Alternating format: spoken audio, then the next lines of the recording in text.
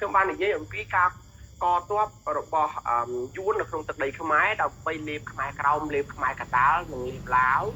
ហើយខ្ញុំក៏បាននិយាយអំពីការកតបរបស់សៀមដើម្បីកាត់ឬក៏រំកិលព្រំដែនខ្មែរមិនឈប់មិនឈរតាមរយៈចលនាខ្មែរអិសរាជយួនគឺបង្កើតចលនាកុម្មុយនីសចិនសៀមបង្កើតចលនាខ្មែរអិសរាជទាំងពីរគឺធ្វើឲ្យរូបភាពឃើញពិភពលោកមិនអាចដឹងថាខ្លួនគឺកំពុងតែរំកិលយកព្រំដែននឹងឆ្លៀនពៀនប្រទេសកម្ពុជាឡើយតែទាំងពីរនេះគឺមិនត្រឹមតែរំកិលយកព្រំដែនបើរំកិលព្រំដែនមិនបានគឺលេបរដ្ឋាភិបាលខ្មែរយកតែម្ដងហៅថាជំនួសភូមិសាស្ត្រនយោបាយគឺពួកគេបញ្ជាមេដឹកនាំរបស់យើងគេរើសមេដឹកនាំឲ្យយើងហើយគេជាអ្នកនៅខាងក្រោយចេះគេនៅខាងក្រោយហើយមេដឹកនាំខ្មែរគឺបម្រើនយោបាយរបស់ពួកគេប៉ុន្តែពេលយួនសៀមកំពុងតែធ្វើបែបនេះក៏ចាក់ក៏ពាន់អាមេរិកាំងមកអន្តរាគមន៍ចិននិងសូវៀតក៏មកដែរគឺមហាអំណាចទាំង3ដែលជាមហាចំនួនមិនមែនចំនួនធម្មតាគឺមហាចំនួនគឺឆ្លោះគ្នាមហាសែនឆ្លោះមិនឈប់ឈររហូតដល់ឥឡូវចិននៃរុស្ស៊ីឯណាអាមេរិកាំងមិនដែលត្រូវគ្នារឿងនយោបាយការបរទេសរឿងយោធាអន្តរជាតិទេណាទាំង3ប្រទេសហ្នឹងគឺអត់ដែលត្រូវគ្នារឿងនយោបាយការបរទេសនិងរឿងយោធាទេបើទោះបីជាត្រូវពួកគេត្រូវតែសម្បកក្រៅគេធ្វើជាអ្នកលងជាមួយគ្នាប៉ុន្តែគឺមួយបែកជើងគ្នាសូម្បីរឿងបែកអ៊ុយក្រែនសូម្បីតែរឿងភូមាបច្ចុប្បន្នសូម្បីតែរឿងសមុទ្រទាំងខាងត្បូងរឿងសមុទ្រទាំងខាងកើតរឿងនានានៅអាហ្វហ្គានីស្ថាននៅប៉ាគីស្ថាននៅសេរីនៅលីប៊ីនៅវ៉ាណេស៊ុយឡានៅកូរ៉េខាងជើងកូរ៉េខាងត្បូងជាដើមណាបងប្អូនខ្ញុំភ្លេចពួកនេះគឺវាអត់ដែលបញ្ចប់គំនុំទេប៉ុន្តែវាបានតំណាងដល់ខ្មែរពេលហ្នឹងគឺតែអាមេរិកក៏មកចិនក៏មករុស្ស៊ីសូវៀតនៅពេលហ្នឹងក៏មកបារាំងក៏មកអង់គ្លេសក៏មកជប៉ុនអូស្ត្រាលីឥណ្ឌាកាណាដាអាល្លឺម៉ង់ក៏មកគឺយើងមកទាំងអស់ណាទាំងប្រទេសយើងជាប្រទេសចាត់ទុកថាតំណាងក្នុងចំណោម1000ឆ្នាំប្រហែលជាមិនមានរកបានមួយទេអត់មានទេប្រទេសខ្លះអាលាយទឹកដីបាត់ទៅហើយប្រទេសខ្លះហ្នឹងបាត់បង់ពូជសាសន៍ទៅហើយតែអត់មានណាអន្តរាគមន៍ទេខ្មែរមានឯកសារហ្នឹងដែលសកលលោកត្រូវមកអន្តរាគមន៍ណាបងប្អូនណាឥឡូវថ្ងៃនេះគឺខ្ញុំសូមបន្តទៀតថាពេលដែលអត់បានបញ្យល់ទាំងអស់ទេស្ដាយណាស់ចង់បញ្យល់ម្ដងហើយម្ដងទៀតណាប៉ុន្តែមិនបានទេឥឡូវខ្ញុំសូមចូលមកដល់កន្លែងនេះកន្លែងដែលបញ្យល់តាំងពីឆ្នាំខ្ញុំអានមួយឲ្យបងប្អូនដឹងព្រឹត្តិការណ៍ណាគឺនេះ1930គឺយួនបង្កើតកងទ័ពនៅស្រុកខ្មែរដើម្បីលេបយកខ្មែរក្រោមខ្មែរកណ្ដាលនិងឡាវបង្កើតចលនាកុម្មុយនីសចិនហើយសៀមគឺចាប់ផ្ដើមបង្កើតនៅចលនាខ្មែរអិសរាជរបស់ខ្លួនតែធ្វើជាដេញបារាំងហើយទីបំផុតក៏សៀមរំកិលរហូតដល់ខ្លាយទៅជាពួកប្រេងម៉ាគីដោយយួនដែរ2021កក្កដា59នេះគឺជាកិច្ចព្រមព្រៀងរវាងបារាំងជាមួយនឹងយួនហាណូយបដូរឈ្មោះខ្មែរក្រោមឲ្យទៅជាយួនខាងត្បូងតែពិភពលោកចាប់ផ្ដើមបំភ្លេចខ្មែរក្រោមហើយខ្មែរកណ្ដាលហាក់ដូចជា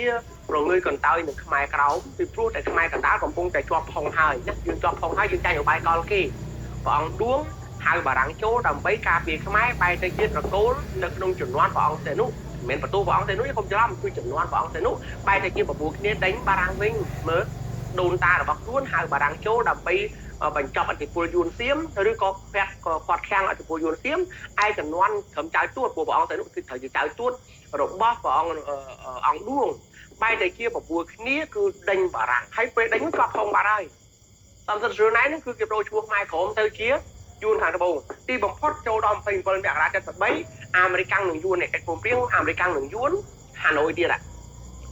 គឺប្រូឈ្មោះខ្មែរក្រោមទៅជាយួនខាងត្បូងជាលើកទី2ជាផ្លូវការស្របតាមច្បាប់អន្តរជាតិពួកកិច្ចព្រមព្រៀងរវាងប្រទេសនិងប្រទេសហៅថាសន្ធិសញ្ញាអង្គការបដូរ4មិថុនា49នោះអត់ត្រូវទេយួនប្រឡប់ទេប៉ុន្តែខ្មែរក្រោមនិងខ្មែរកណ្ដាលមួយចំនួនយក4មិថុនាធ្វើជាគោលការណ៍នៃការបាត់បង់ទឹកដីនោះគឺជារឿងកំហុសឆ្គងប្រវត្តិសាស្ត្រដែលពួកយើងត្រូវទៅជៀសហើយខ្ញុំនិយាយចាស់ដងហើយខ្ញុំដឹងថាតកែទម្លាប់បងប្អូនដែលធ្លាប់និយាយថា4មិថុនា49ហ្នឹងគឺខ្មែរបាត់បង់ខ្មែរក្របាត់បង់ទឹកដីហ្នឹងខ្ញុំមិនអាចកែទម្លាប់បងប្អូនបានទេតែខ្ញុំបានត្រឹមនិយាយវត្តសាស្ត្រថា4មិថុនា49ខ្មែរក្រមិនបានបាត់ទឹកដីទេគេធ្វើឲ្យយើងបំភ្លេចនេះអា30មេសា75នេះតាមពិតថ្ងៃនេះដែលយើងត្រូវសើរគឺ30មេសា75ដែលគេប្លន់យកកម្ពុជាក្រមយកទៅតែយើងត្រូវប្តឹងទៅតុលាការអន្តរជាតិពីព្រោះអីពីព្រោះថ្ងៃនេះហើយថ្ងៃនេះគឺសុទ្ធតែជាថ្ងៃដែលប្រឆាំងនឹងធម្មនុញ្ញសហប្រជាជាតិធម្មនុញ្ញសហប្រជាជាតិគឺច្បាប់កម្ពុជារបស់អង្គការសហប្រជាជាតិដែលតំណាងដែលជាសម្ដាប់ធ្នាប់ពិភពលោកធម្មនុញ្ញសហប្រជាជាតិណាសហប្រជាជាតិណាគេហៅថា UN Charter ហ្នឹងគឺថ្ងៃទី24 ខែតុលាឆ្នាំ1945នេះចឹង45ឥឡូវនេះអាកិច្ចព្រមព្រៀងអា4មេតាណាវាប្រឆាំងនឹងធម្មរដ្ឋាភិបាលជាតិហើយអានឹងមិននិយាយទេអានឹងវាដឹងថាលាយហើយតែនេះអាសន្និសិទរណៅ21កក្កដា54រវាងបារាំងនិងយួនហាណូយនេះអានឹងវាជាសន្និសិទចឹងវាទៅជាច្បាប់ឯកសារច្បាប់អន្តរជាតិព្រោះជាប្រទេសនឹងប្រទេសកាល4មេតាណានេះមិនមែនជាប្រទេសនឹងប្រទេសណាគឺរវាងប្រទេសបារាំងជាមួយនឹងបញ្ញាក្អែកជាមួយនឹងយួនបាវដាយជាមួយយួនបញ្ញាក្អែកចឹងអាកិច្ចព្រមព្រៀងនោះគឺសេរីខ្សលវាអត់មានទេចង់និយាយថាកិច្ចព្រមព្រៀងរវាងបារាំងជាមួយខ្មោចហើយទូរស័ព្ទណារវាងបារាំងជាមួយខ្មោចដូចណាហ្នឹងលាយខ្លួនឯងទេប៉ុន្តែអា2នេះដែលត្រូវស្រាយនេះអា3នេះត្រូវស្រាយនេះព្រោះអានេះ21កក្កដាគឺបារាំងនឹងយួនហាណូយអញ្ចឹងវាប្រឆាំងនឹងធម្មរដ្ឋាភិបាលជាតិឆ្នាំ45អញ្ចឹងបើយើងអត់តើរឿងអាហ្នឹងទេយើងនៅមកអង្គុយឈ្លោះគ្នាអារឿង4មេតាណានេះវិញឃើញមើលអារឿងដែលគោយើងបាត់យើងអត់រោយើងអត់ស្គាល់គោផងយើងអត់ស្គាល់ថ្ងៃខែដែលយើងបាត់គោទៅផងអញ្ចឹងយើងប្រឹងគេមិនត្រូវយើងប្រឹងខុសរហូតដីយើងមានតែ9ហិកតាទេហើយយើងទៅប្រឹងយកដី40ហិកតាមកធ្វើអីយើងប្រឹងខុសដីយើង40ហិកតាយើងទៅប្រឹងយកដី9ហិកតាមកវិញវាអត់ត្រូវណាអញ្ចឹងអីគេ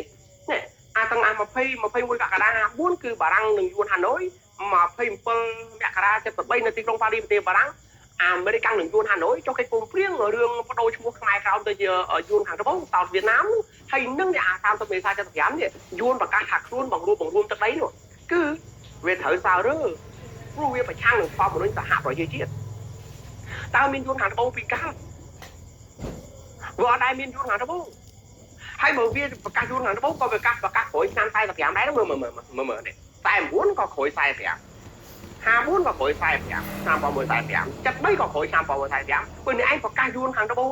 ប្រកាសជាផ្លូវការក្នុងឯកសារច្បាប់អន្តរជាតិណាមួយមុននឹងឆ្នាំ45ពីព្រោះយើងកំពុងនិយាយច្បាប់ណាបងប្អូនណាយើងអត់កំពុងនិយាយតាមអារម្មណ៍ទេយើងកំពុងនិយាយច្បាប់ធម្មរដ្ឋាភិបាលជាតិថាគ្មានប្រទេសណាមួយនៅលើពិភពលោកមានសិទ្ធិក្នុងការកាត់ទឹកដីប្រទេសណាមួយឲ្យទៅប្រទេសដទៃឬក៏មានសិទ្ធិក្នុងការជ្រៀតជ្រែកចូលក្នុងកិច្ចការផ្ទៃក្នុងនយោបាយក្នុងប្រទេសក្រៅប្រទេសនឹងដាក់មូលដ្ឋានយោធានៅលើប្រទេសដទៃហើយកម្ពុជាយើងមានប្រទេសរបស់ខ្លួនឯងកម្ពុជាក្រុមយើងមានចំណែកមួយដែលពេលដែលអាណានិគមបារាំងវាចេញទៅអញ្ចឹងអ្នកឯងពេលចេញទៅអ្នកឯងគ្មានសិទ្ធិទេបើកាលនឹងបារាំងនេះចុះកិច្ចព្រមព្រៀងជាមួយយួនឆ្នាំ41ឧទាហរណ៍អញ្ចឹងដូចជាចុះកិច្ចព្រមព្រៀងជាមួយនឹងសៀម1907អានោះវាមុន45ប៉ុន្តែឥឡូវនេះអ្នកឯងចុះកិច្ចព្រមព្រៀងក្រោយ45ហ្នឹងមួយ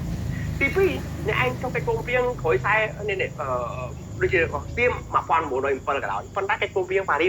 23/91គឺមុខខៈចោលនៅកិច្ចព្រមព្រៀងសន្ធិសញ្ញាទាំងឡាយណាតែធ្វើឲ្យប៉ះពាល់ដល់បូរណភាពទឹកដីខ្មែរគេអត់បានកំណត់ថាកម្រិតយោត្រឹមតែធម្មរដ្ឋសហប្រជាជាតិមកឯណា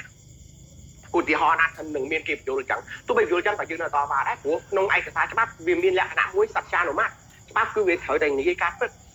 ច្បាប់គឺជាការពិតបើអ្នកឯងថា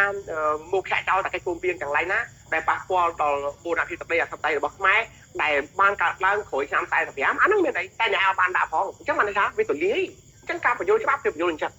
បងប្អូនស្លេះណានេះ30មេសា45ឆ្នាំ30មេសា75នេះគឺជាថ្ងៃដែលខ្មែរក្រមត្រូវបានយួនលេបទាំងមូលហើយតកលលោកយល់ច្រឡំឬក៏គេបន្លំយួនបន្លំខពិភពលោកហើយយួនគឺបង្រួមទាំងដីខ្មែរក្រមដឹងខ្លួនឡើងនេះជាថ្ងៃដែលយើងបាត់ខ្មែរក្រមដោយខុសច្បាប់មិនមែនអានេះវាខុសច្បាប់ហើយប៉ុន្តែអានេះគឺគ្រាន់តែឲ្យតែអនុវត្តធម្មនុញ្ញសហប្រជាជាតិទៅអានេះលាយខ្សលពួកអានេះអនុវត្តធម្មនុញ្ញសហប្រជាជាតិហើយមិនប្រកាសថាលាយទៀតពួកអានេះវាមានលក្ខណៈមួយជាសន្ធិសញ្ញារវាងប្រទេសនិងប្រទេសចឹងវាត្រូវការទៀមទាតស៊ូមតិត្រូវការរោបោះតាំងផាក់សីអំណាចបញ្យលដើម្បីឲ្យវាឆ្លងជាមួយនឹងធម្មរុញសហប្រជាជាតិវិញចេះឃើញនៅក្នុងបញ្យលនេះអានេះឆ្នាំ45អានេះឆ្នាំ54អានេះឆ្នាំ73អានេះឆ្នាំ75ឃើញទេយើងរោបោះតាំងទាំងអស់ហ្នឹង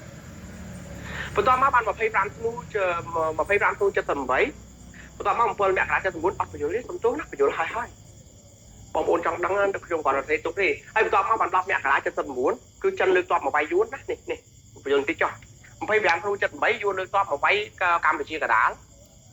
ហើយពេលដែលយួនលើកទ័ពមកជាង3សែនមកវាយកម្ពុជាកណ្ដាល7មករាយួនប្រកាសថាខ្លួនគឺបានរំដោះខ្មែរនេះយួនរំដោះ7មក